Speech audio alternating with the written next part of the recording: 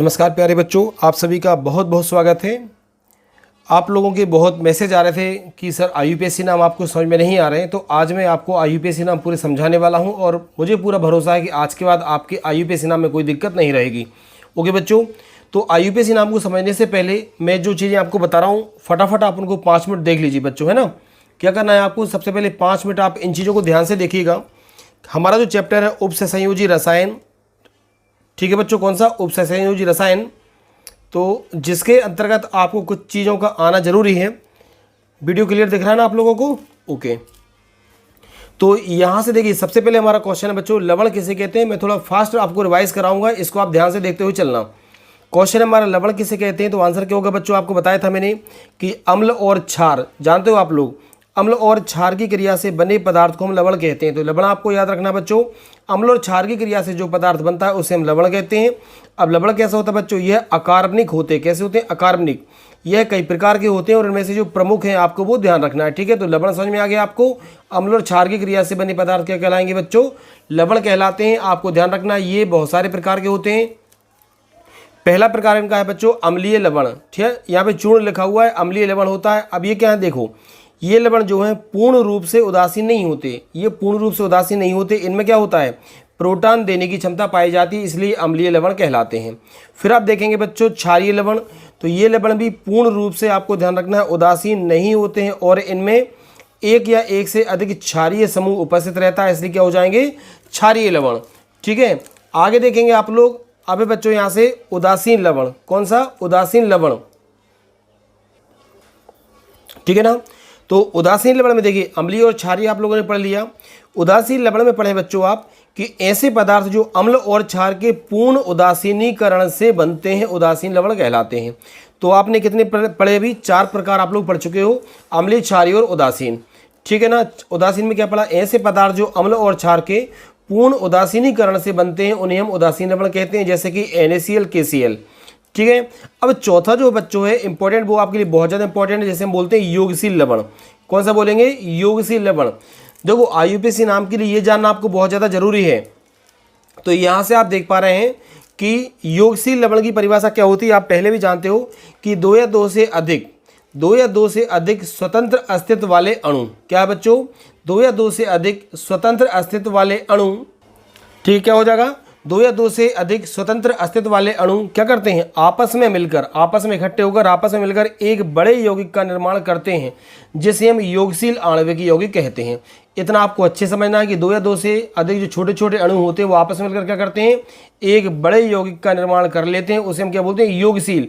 योग का मतलब जानते हो आप लोग, योग मतलब होता है प्लस करना, जोड़ना। किस प्रकार, यहाँ से आप एक उदाहरण देख सकते हो, जैसे यहाँ पे क्या लिखा है, ये K2SO4 अलग है, Al2SO4 का होल ट्वाइस अलग है और 24H2O अलग है, ये 24 है ना। तो अभी देखिए 3 अलग अलग अणु थे, इन्होंने आपस में जुड़कर इन तीनों को हमने जोड़ दिया। K2SO4 इंटू क्या हुआ, ये इंटू है Al2SO4 का होल ट्वाइस इंटू 24H2O, ये जो बना है इसे हम बोलेंगे बच्चों योगशील आणविक यौगिक। क्या बोलेंगे, योगशील आणविक यौगिक। तो सिंपल भाषा में आप समझ पा रहे हैं कि इन तीनों के जुड़ने से जो बड़ा यौगिक बना उसे हम बोलते हैं योगशील आणविक यौगिक।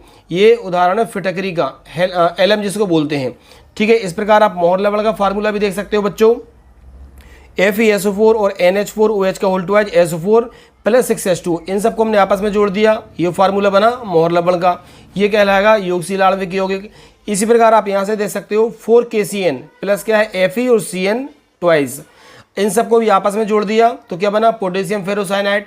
ये भी क्या है, आपको ध्यान रखना बच्चों, ये भी योगशील आणविक यौगिक है। अब लेकिन योगशील आणविक यौगिक की परिभाषा आप समझ चुके हो कि 2 छोटे छोटे अणु आपस में मिलकर एक बड़े यौगिक का निर्माण करते हैं, उसे हम योगशील आणविक यौगिक कहते हैं। लेकिन इंपॉर्टेंट यहाँ से बच्चों ये है अब कि योगशील लवण जो है वो 2 प्रकार के होते हैं, एक होता है द्विक लवण, ठीक है। तो द्विक लवण में क्या होता है, इसको जल्दी से देखिए, पहले भी पढ़ा चुका हूँ आपको ये पूरा। ऐसे योगशील यौगिक जो ठोस अवस्था में अपना अस्तित्व बनाए रखते हैं किंतु विलयन में अपना अस्तित्व खो देते हैं, द्विक लवण कहलाते हैं।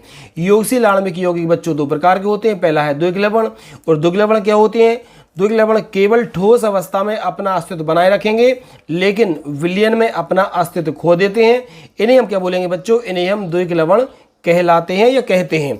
समझ में आ गया। तो जैसे आपने पढ़ा था फिटकरी और मोहर लवण, ये कैसे है बच्चे, तो ये दोनों आपको ध्यान रखना कि फिटकरी हो या मोहर लवण हो, इस प्रकार के जितने भी यौगिक होते हैं ये केवल ठोस अवस्था में अपना अस्तित्व बनाए रखते हैं और जलीय अवस्था में अपना अस्तित्व खो देते हैं। ठीक है बच्चों, अब आपको ध्यान रखना है इसकी विशेषताएं हैं, तो विशेषताएं भी आप देख सकते हो। ठीक है, क्या हो जाएंगी, ये ठोस अवस्था में स्थायी होते हैं किंतु विलयन में अस्थायी होते हैं। वही बात होती है, अपना अस्तित्व खो देते हैं। ये विलयन में अपनी अवयवी भागों में पूर्णतः विभक्त हो जाते हैं और अवयव जो हैं वो आयनों में विभक्त हो जाते हैं। ओके, तो पहला योगशील आणविक का प्रकार था द्विग लवण, और अब जो है संकुल लवण, जिनके हमें IUPAC नाम लिखने होते हैं, ये वही हैं। तो संकुल लवण भी बोलते हैं इनको, संकुल यौगिक भी बोलते हैं या जटिल लवण भी बोलते हैं। अब क्या होगा, ऐसे यौगिक, देखो ध्यान से, ऐसे यौगिक जो ठोस अवस्था में एवं जलीय विलयन में अपना अस्तित्व बनाए रखते हैं। बात समझ आ रही बच्चों। पहले आपने देखा था द्विग लवण के बारे में, तो ठोस अवस्था में उनका अस्तित्व होता था लेकिन जलीय अवस्था में उनका अस्तित्व नहीं होता था। लेकिन जटिल लवण कैसे होते हैं, ऐसे विलयन जो ठोस अवस्था में एवं जलीय विलयन में अपना अस्तित्व बनाए रखते हैं, जटिल लवण या जटिल यौगिक कहलाते हैं। तो ये आपको ध्यान रखना, अगर इस प्रकार से कोई लिखा हो बच्चों तो इन्हें हम बोलते हैं संकुल लवण। क्या बोलेंगे, संकुल लवण, संकुल यौगिक या फिर जटिल लवण। इनको कॉम्प्लेक्स कंपाउंड कहा जाता है। क्या बोलते हैं बच्चों, इनको कॉम्प्लेक्स कंपाउंड हम बोलते हैं। ठीक है, तो जैसे ये लिखा है यहाँ पे K4FeCN6, क्या लिखा है, K4FeCN6। तो सिंपल सी बात याद रखना, ये सब योगशील आणविक यौगिक हैं और ये दो प्रकार के होते हैं। द्विग लवण को लिखने के लिए विशेष प्रकार के फार्मूला की आवश्यकता नहीं होती, जबकि इनको लिखने के लिए विशेष प्रकार के सूत्र की आवश्यकता होती है, जैसे कि आपने ये लिखा है। ठीक है, अब इसकी विशेषताएं भी आप लोग जानते हो। इसकी विशेषताएं क्या होती है बच्चों, ये ठोस अवस्थाओं में और जलीय अवस्थाओं में अपना अस्तित्व बनाए रखते हैं। ये विलयन में पूर्ण रूप से अवयवी भागों में विभक्त नहीं होते हैं। बस इतने ही आपके लिए इंपॉर्टेंट है। अब इनके IUPAC नाम कैसे लिखे जाते हैं वो आप ध्यान से देखिएगा। ठीक है बच्चों, तो इनके IUPAC नाम लिखने के लिए कुछ नियम होते हैं, तो वो नियम आप लोग जरूर ध्यान से देखिएगा। एक बार आप ये नियम जरूर देख लें, मैंने आपको पहले भी पढ़ाए हैं, तो उसके बाद आपका काम आसान हो जाएगा। तो देखिए, अब जो पूरा संकुल यौगिक होता है उसमें आपको ध्यान रखना है कि धनायन का नाम पहले लिखा जाता है। किसका बच्चों, धनायन का नाम पहले लिखते हैं और ऋणायन का नाम हम कब लिखते हैं, बाद में लिखते हैं। ये ध्यान रखिए, धनायन का नाम पहले और ऋणायन का नाम बाद में लिखा जाता है। इसी प्रकार जटिल आयन में, अभी बता रहे हैं आपको जटिल आयन क्या होता है। जटिल आयन में पहले हम क्या करेंगे, लिगेंड का नाम लिखेंगे और फिर केंद्रीय धातु परमाणु का नाम लिखा जाता है। दोनों पार्ट याद रखिए, पहले धनायन का नाम बाद में ऋणायन का नाम। ठीक है, अब जो जटिल आयन रहेगा उसमें पहले लिगेंड का नाम और बाद में केंद्रीय धातु परमाणु का नाम। फिर देखिए, धातु के नाम के साइड में अब जो केंद्रीय धातु परमाणु रहेगा, इसमें धातु के नाम के साइड में धातु का ऑक्सीकरण जो अंक है उसको हम छोटे बॉक्स में और रोमन अंकों में लिखेंगे। कैसे लिखेंगे, रोमन अंकों में। ये आपको याद रखना है। फिर देखिए, यदि कोई लिगेंड ऋणाभिषिक्त होता है, कैसा होगा, अगर कोई लिगेंड है और वो मैंने आपको लिगेंड पूरा पढ़ाया है, लिगेंड 3 प्रकार के होते हैं वो भी आपको पूरा बताया है मैंने। आज ही केवल एक फास्ट आपको रिवीजन करवा रहा हूँ मैं, है ना। तो देखिए, यदि कोई लिगेंड ऋणाभिषिक्त होता है तो उसके नाम के अंत में O लगाते हैं। ध्यान रखिए, क्या लगाते हैं, O। जैसे ये देखिए, हाइड्रोजन है, ऊपर क्या है, ये ऋणाभिषिक्त है, माइनस लगाए, तो इसे क्या बोलेंगे, हाइड्राइडो। हाइड्रो भी बोलते हैं, क्या बोलते हैं, हाइड्रो भी बोल सकते हैं। और आगे आप इसी प्रकार देख सकते हो, जैसे मान लीजिए यहाँ पर F है तो ये फ्लोरो, ये सब ऋणात्मक लिगेंड हैं। Cl माइनस है तो क्लोरो है, I माइनस है तो आयोडो है, Br माइनस 1 है तो ब्रोमो है, Cn माइनस है तो इन्वर्स बोल सकते हो साइनो है। अब देखो, NO2 ऊपर क्या है, -1 मतलब ऋणात्मक है तो नाइट्रो, NO3 नाइट्रेटो। ये आपको ध्यान रखना है, इनके ऊपर कौन सा लगा हुआ है, ध्यान रखना। ये क्या करेंगे बच्चों, आपको ऑक्सीकरण अंक निकालने में आपकी मदद करेंगे। ठीक है, अब NO3, अब यहाँ से देखिए, CH3COO एसीटेटो, OH है तो हाइड्राक्सो, NC है तो आइसोसाइनो, NH2 है तो एमिडो, SO4 है, अब देखो SO4 के ऊपर -2 है, याद रखिएगा, सल्फेटो। ठीक है ना, CO3 है तो कार्बोनेटो, OX है तो ऑक्सिलेटो और EDTA है, इसको तो आप बहुत अच्छे से याद रखिए, कई बार पूछा जाता है कौन सा, EDTA।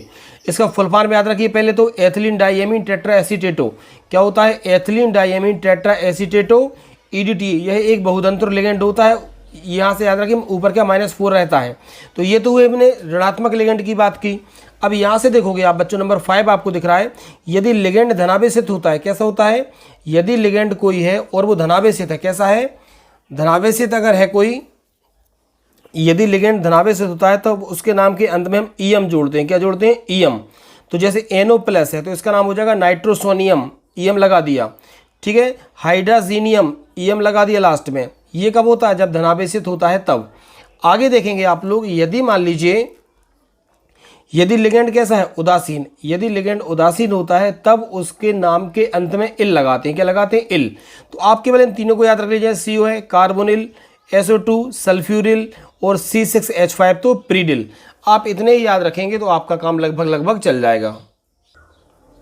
ठीक है। कुछ और नियम है, जैसे देखिए कुछ लिगेंड जो है वो उदासीन होते हैं। कैसे होते हैं, उदासीन होते हैं, किंतु इनके नाम के अंत में यह नियम लागू नहीं होता। केवल ये दो याद रखिए, H2O तो एक्वा लिखेंगे और NH3 है तो क्या लिखेंगे हम, एमीन लिखेंगे। अब नंबर 7 देखो, यदि एक से अधिक विभिन्न प्रकार के लिगेंड अगर मान लीजिए किसी कॉम्प्लेक्स कंपाउंड में पाए जाते हैं तो हम क्या करते हैं, अल्फाबेटिकल अंग्रेजी वर्णमाला के क्रम के अनुसार हम लिगेंड को लिखते जाते हैं। ठीक है। और ये भी इंपॉर्टेंट बात यहाँ से ध्यान रखिए कि यदि जटिल आयन ऋणावेशित होता है, कैसा होता है, ऋणावेशित होता है, तब हम क्या करते हैं, केंद्रीय धातु परमाणु के अंत में हम एट जोड़ते हैं। क्या जोड़ते हैं, एट। जैसे कि Fe है तो फेरेट, Ag है तो अर्जेंटेट, Ni है तो निकिलेट, Cu है तो क्यूपरेट, Hg है तो मर्क्यूरेट। क्लियर हो रहा ना। Al है तो एल्यूमिनेट, ठीक, Si है तो सिलिकेट, Au है तो ओरेट और Co है तो कोबाल्टेट। ओके बच्चों, अब हम आपको बताते हैं IUPAC नाम कैसे लिखे जाते हैं। देखिए बच्चों ध्यान से, यदि मान लीजिए ये क्या है, पहले तो आप ये समझ चुके हो कि ये है क्या बच्चों, तो ये आप लोगों को ध्यान रखना है क्या है ये आपको ध्यान रखना योगशील आणविक यौगिक है, और योगशील आणविक यौगिक में भी यह एक संकुल लवण है। इस प्रकार के फार्मूले आपको लिखे हुए मिलेंगे। ठीक है बच्चों। अब आपको ध्यान रखना है बच्चों कि जैसे मान लीजिए इस ब्रैकेट के बाहर जो भी यहाँ पे लिखा होता है तो ये है क्या, तो ये आपको ध्यान रखना है, ये होता है साधारण आयन। क्या होता है बच्चों, इसे हम बोलते हैं साधारण आयन। ठीक है, सिंपल आयन। तो ये क्या होगा हमारा साधारण आयन।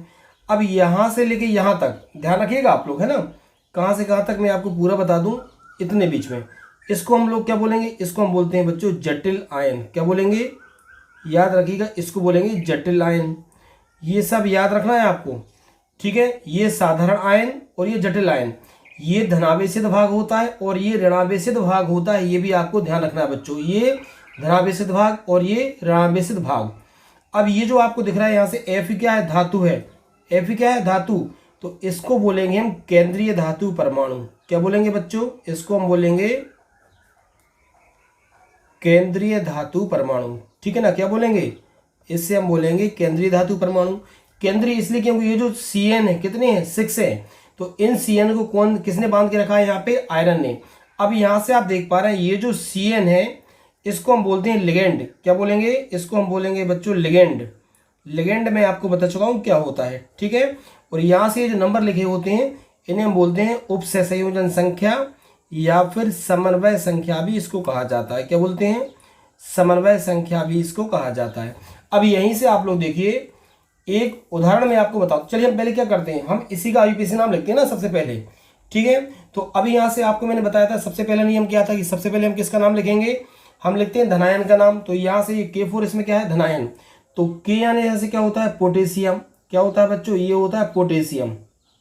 क्या होता है ये होता है पोटेशियम हमारा। ठीक है। अब आपको बताया था कि मैंने पहले लिगेंड का नाम लिखेंगे, और यदि मान लीजिए लिगेंड ऋणावेशित है, चूंकि अभी आपको मैंने बताया था ये Cn कैसा है, ये ऋणावेशित लिगेंड है, तो इसके हम अंत में O लगाते हैं। तो ये साइनाइड है, इसको हम बोलेंगे साइनो। क्या बोलेंगे, साइनो। लेकिन उसके पहले यहाँ पे जो अंक लिखे होते हैं इनको हम लिखेंगे इसके पहले, लिगेंड के पहले। तो 6 को हम क्या बोलते हैं, हेक्सा। तो इसका नाम होगा पोटेशियम हेक्सा। क्या हो जाएगा, पोटेशियम हेक्सा। अब चूंकि ठीक है ऋणावेशित है तो नाम के अंत में क्या लगेगा, O, तो इसलिए इसको क्या बोलेंगे बच्चों हम, साइनो, पोटेशियम हेक्सा साइनो। अब ये क्या है, Fe, और Fe को मैंने बताया था आपको, इसे हम लिखते हैं फेरेट। क्या लिखेंगे, फेरेट। क्लियर हो गया, पोटेशियम हेक्सा साइनो फेरेट। अब आपको इसकी आक्षरण संख्या आपको बताया था कि धातु के साइड में यहाँ पे इस वाले कोष्टक में रोमन अंकों में हम क्या लिखते हैं, रोमन अंकों में हम यहाँ से लिखते हैं इसका आक्षरण संख्या। तो आक्षरण संख्या कैसे निकालते हैं यह भी आप यहाँ पे समझ लीजिए। जैसे मान लो ये है Fe के निकालते हैं हमेशा केंद्रीय धातु परमाणु की, इसको हम X मान लेते हैं। अब चूंकि आप जानते हो पोटेशियम आप जानते हो पोटेशियम किस वर्ग में आता है, पहले में। और पहले वर्ग में जिसमें हाइड्रोजन है तो इनकी आक्षरण संख्या कितनी होती है जानते हो आप लोग, मालूम है कि नहीं, +1। कितनी होती है, +1। चूंकि यहाँ पे के साथ क्या लगा है 4, समझना।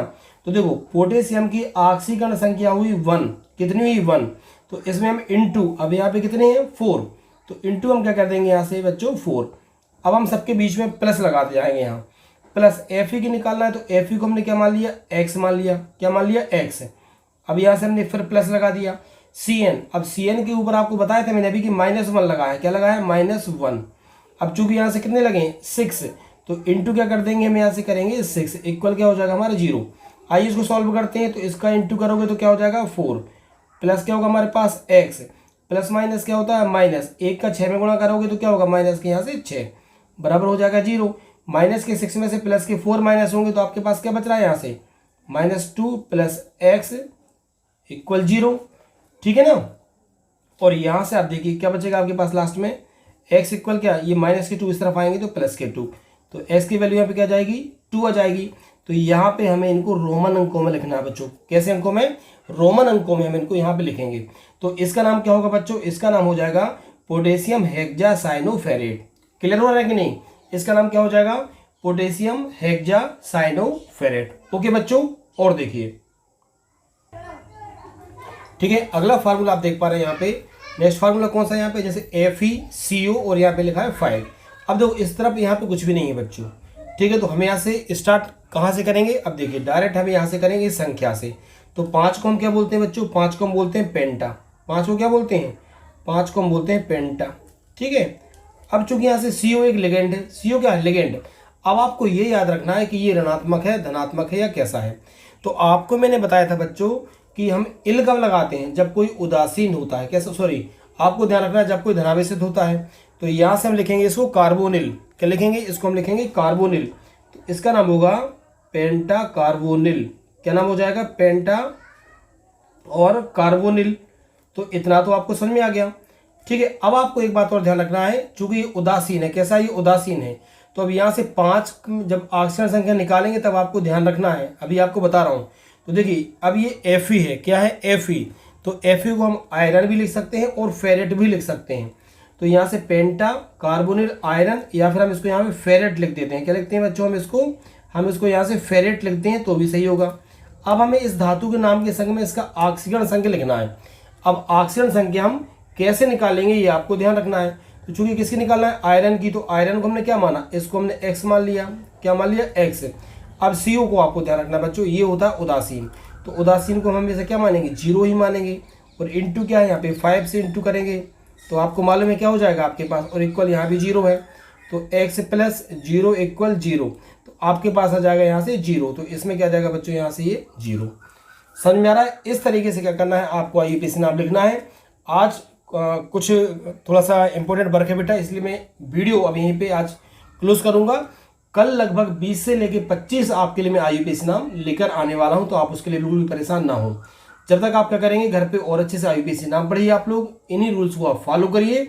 कल आपको IMP पूरे के पूरे IUPAC नाम में कराने वाला हूं। ओके बच्चों, यदि आपको वीडियो अच्छा लगा हो, अच्छे समझ में आया होगा, तो आप वीडियो को लाइक जरूर करिए और कमेंट करके मुझे बताइए, ठीक है। जिन भी बच्चों ने अभी तक चैनल को सब्सक्राइब नहीं किया वो चैनल को जरूर सब्सक्राइब करें।